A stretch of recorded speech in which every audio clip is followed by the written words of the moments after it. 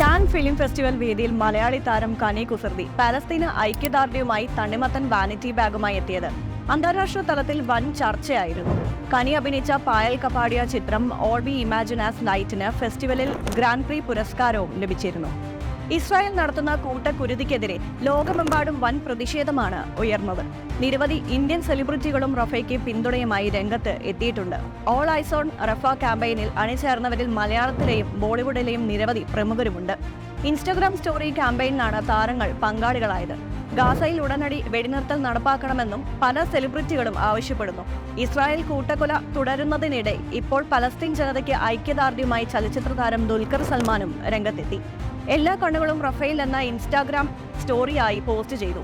റഫ അഭയാർത്ഥി ക്യാമ്പിന് നേരെ ഇസ്രായേൽ ആക്രമണം നടത്തി നിരവധി പേരെ കൊലപ്പെടുത്തിയതിന് പിന്നാലെ നടക്കുന്ന ക്യാമ്പയിനിലാണ് ദുൽഖറും പങ്കാളിയായത്.